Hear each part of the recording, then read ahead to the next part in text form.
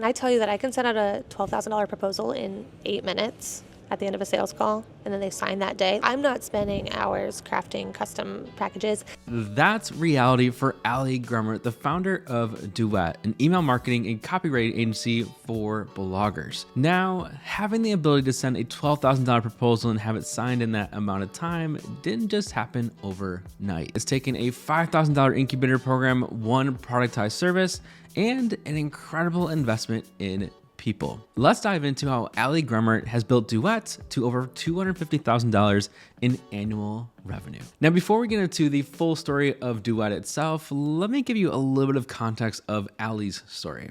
Now, Ali studied advertising and public relations while also getting a degree in history at the University of Nebraska. Now, she mentions to me that she got a degree in history because she likes story time, but I also think it's because she's partly an overachiever as well. Now, after the University of Nebraska, she ends up finding a way to working at full-time at a small video production company where she was the production manager.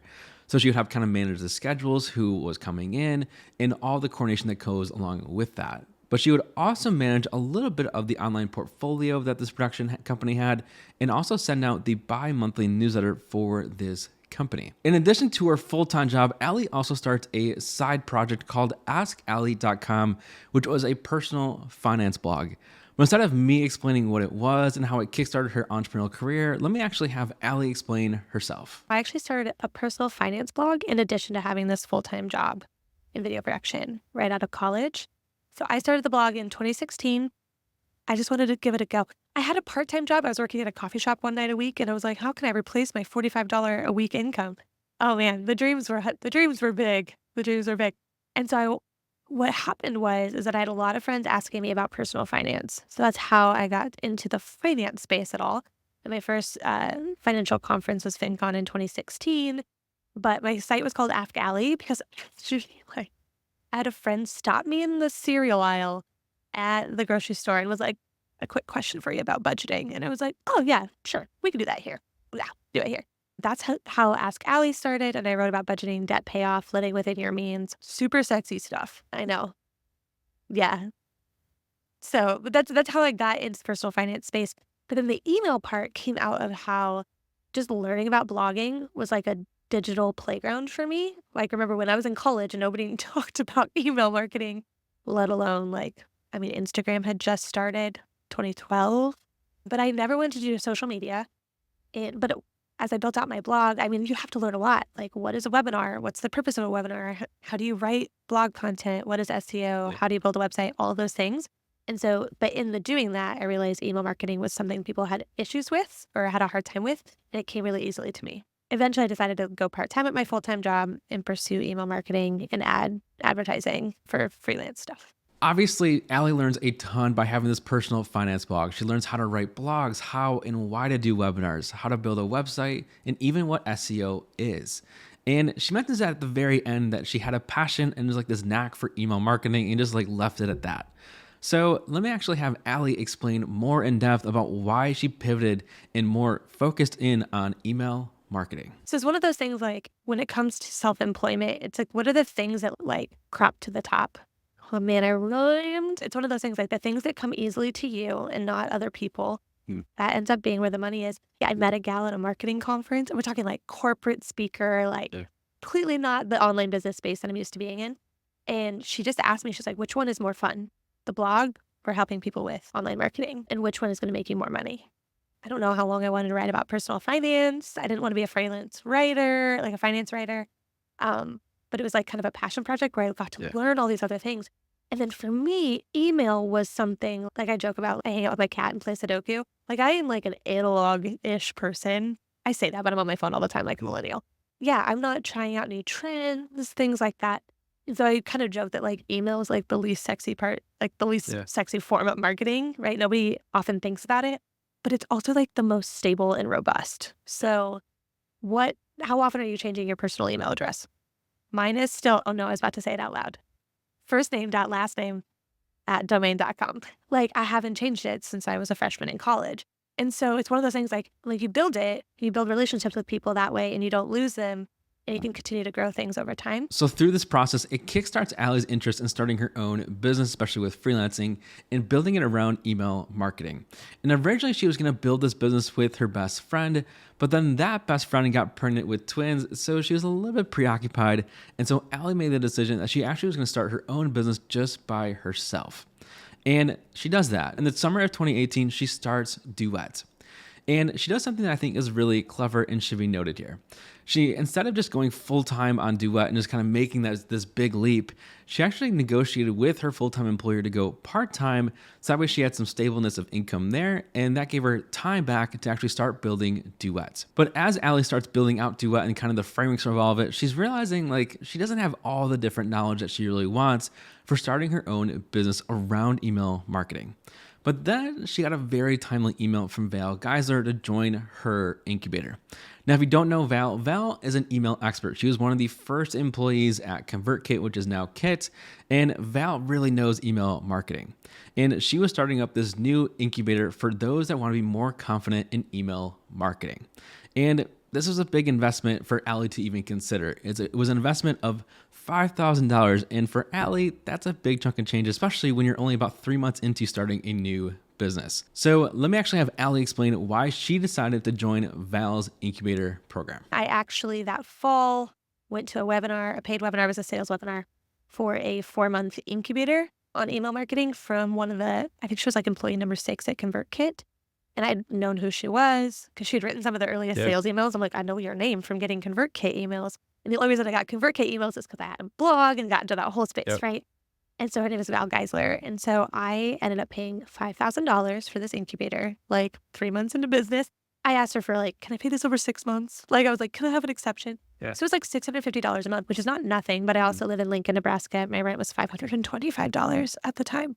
I know it feels like a completely different world, but I did it and I learned her process and whatnot. What was interesting is she talked about niching down and everybody else in the incubator, like there might have been 30 of us, maybe 40. Everyone wanted to work in SaaS and e-com because that's what Val's background was. I felt like the weird kid who was like, I just want to work with bloggers. And they're like, okay, like, is that even an industry? Do people even make money blogging? And I was like, pretty sure. But I was so timid about it. It's my first massive investment. And it was like 100% new knowledge to me. You know, I had other people who'd gone through the mastermind or the incubator who had taken other courses. So for them, they like got a sliver here and there. And I was like, I want the whole Thanksgiving meal. Like everything was important to me. Like how to interact with clients, just even using language like in my audit of just like, don't say, I think you should do this, like do this. Just like how I present myself, or even talking with clients about how like even though it's just an audit, it's like, no, I'm on your team. We can accomplish this or whatnot. You are now kind of part of their business. So language like that. But the biggest thing was the framework for my services, which I still use to this day, which is basically an audit. I call it the email strategy playbook because it's more than an audit. But then that's the first phase of what I call the Duet debut. So people can do it individually or they do it as part of our bigger done for you service. So we do an audit of everything because I basically can't give you strategy or insight unless I know what's actually happening and how you're currently using a platform or how your audience is engaging with you. We do audience research, which I think is pretty unique. And we do a strategy for 15 emails, kind of used however. Everything from like, what's the topic? What's the one big idea? What's the call to action? Are we tracking any clicks? Like it's really in depth. We write those 15 emails for the client and put them all in whatever email service platform that they use. So I also kind of had like a differentiating factor that I'm not just a copywriter who just hands you the copy and hopes for you to do it. Because I'm over here like, no, girl, I've got control issues. Why don't I just do the whole thing for you? So I think it's safe to say that a big investment of $5,000 has had a really big return on investment, and it was well worth all of the investment and the time that Allie put into it. Not only did she get a lot of the business knowledge that came with it, but also, right, she was able to develop her main offer, the email strategy playbook, which is a productized service. And I want to take just a minute to explain why that's a really big deal. Because it could have been really easy for Allie to be like, hey, I'm just doing the consultant. I'm going to be like a freelancer and I'm going to charge an hourly rate. I'm going to create these custom packages, right? You could have done that route, but instead, Allie went and productized her services right out of the gate. So let me actually have Allie explain why productizing services is a really big deal. When I tell you that I can send out a $12,000 proposal in 8 minutes, at the end of a sales call and then they sign that day. Like, I'm not spending hours crafting custom packages, which might feel really weird as like a copywriter. You're like, but the scope, I'm like, I just have defined the scope. Like, I'm not writing landing pages. I'm not creating your opt-in. I'm not, creating your PDF lead magnet. You can put a price point on those things, and you can always you can know your internal hourly rate. I'm tracking profitability on the back end. Don't you worry. My productized services are just like, this is the scope of it. I try and communicate as much as I can to the client, like what they can expect, what we don't do. I'm really clear about like, no, I'm actually not going to be sending your weekly newsletter as a result. Or no, you actually only get one template, email template. I would do that even when I was totally doing it all on my own. I had a package. You get the audit, the research, the strategy, the emails, the tech setup. And that service used to be $4,500 and now it's $12,000. Yeah. It makes it really easy to sell what people need. With Allie productizing the services of Duet, it's really made Duet a really simple business, right? Because they've defined the scope. And with that defined scope and not doing custom proposals, it's really made the services of Duet really simple to sell because it's really clear to clients what they're going to get right with these different packages. And it saved Allie a ton of time because she doesn't have to be spending hours crafting custom proposals for potential clients who might not even become clients in the end. And these productized services are a big reason why Duet has gone from zero to $250,000 in annual revenue in about 6 years. And according to Allie, the revenue growth has just been steady year after year after year. It's just really nice, steady growth. That's the high level story of Duet, but now I actually want to dive a little bit deeper into how Allie has actually grown Duet into what it is today, like the specific growth channels that Allie has used to grow from zero to $250,000 in annual revenue. So here's actually Allie to do a summary of all the different growth channels, and then we'll dive a little bit deeper into all of it. It's always been events and relationships. I was on the Food Blogger Pro podcast in the fall of 2019. Do you want to know why? Because Val Geisler, who led my incubator, got asked to be a guest on this food blogging podcast. And she goes, actually, I have one student from my incubator who's into blogging. Why don't I just send her your way? And it was me. So I'm like, I niched down, which meant I rose to the top. And then for 8 months, I got leads in the food blogging space. Back when podcasts would generate that much in actual client sales. But yeah, so events, referrals now as well, because I've been doing this for so long and I have such a tight process and people really enjoy the customer service as well as the actual thing that we produce for them and how it makes them feel in the end. There's a lot to unpack there in that short clip, but what I want to do is break it into 3 different growth channels. And the first growth channel I want to talk about is events. And this is actually where I met Allie, and I kind of knew of her through Kit's conference in 2023, through Craft and Commerce, which is a creators conference. And there she was an attendee, but she also led a walking meetup to help people kind of meet together and just go for a walk before the start of all the events for the day. And if you follow Allie, you'll notice that she goes to a few different events throughout the year. And she's actually been doing this even prior to having Duet. She mentioned right in that clip when she was talking about her personal finance blog, Ask Allie, then she went to FinCon, a kind of personal finance kind of creators conference in 2016 when she had her personal finance blog. But then actually she went back to that same conference of FinCon in 2019, and that's how she got her first clients for Duet. And that was with the training. So she went to FinCon in 2016 where she had her personal finance blog and really was kind of getting her feet wet in like this kind of creator world and bloggers and things like that. But then, right, she went back to FinCon, but she had all this different training because, right, she went through the incubator, and then she also hired a business coach to really help her polish her pitch for Duets. And because of this training and working with a business coach, when she went back to FinCon in 2019 with the kind of this new pitch of Duet, she really she built a lot of clients really quickly because, right, she had this really tight pitch and she knew that her target market were the bloggers at FinCon. So it's kind of this textbook example of if you have a really strong pitch and you're solving a problem for that target market, all you need to do is get in front of them, and selling is pretty easy. And that's what Allie's been able to do, especially going to these specific conferences where her target market or her target clients are going to be at. And again, a lot of times Allie's not actually giving a keynote talk or anything like that at these conferences. she's just an attendee and kind of networking and meeting people and kind of investing in people throughout the event. And she'll do a really good follow-up to really make sure that she builds a relationship with them. And eventually, right, some of those people are going to become clients, which has been true for Duet and Allie. Speaking of relationships, that is growth strategy number 2. And if you've noticed kind of throughout this entire video, Allie is incredibly invested into the people and the relationships that she builds. And one of my favorite quotes from Allie in this entire process of building this deep dive is she said, kind of laughing to me, was, "I was bullied as a kid. So you, as my adult friends, like, you think I'm risking anything with them?" And I found that just so funny, but also really true. She really invests in all these different people, even if there might not even be a return on investment on that. And I saw this kind of live right before we actually recorded the interview for this video. Right before the video, she actually was just kind of helping people and talking to someone about, like, hey, you should think about this, or here's this piece of content you might see really helpful.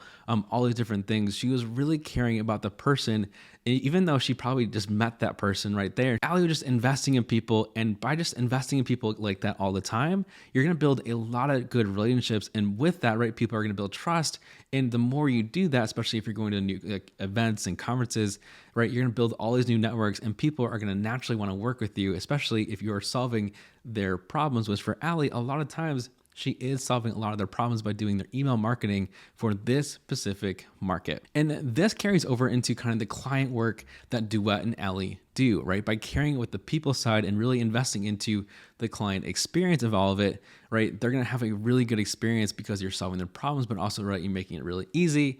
And with that, right, if they have a really good experience and they're getting the value that they want and they really care and they have a lot of trust with you, it gets really easy to get referrals because they're like, oh, you should go talk to Allie, especially at conferences and events where you're going to see some of your clients, and then like new people that could be potential clients, they're going to get like testimonials live at these events because, right, you've created a really nice experience for everyone involved. So investor relationships, it's a really big deal. The third growth strategy I want to talk about is media. And Allie might be seeing this being like, what? How did media become one of the growth strategies for Duet? And hold on, let me explain. So the first way I kind of see media really helping Duet to grow is actually now Allie has started her own podcast called Happy Subscribers.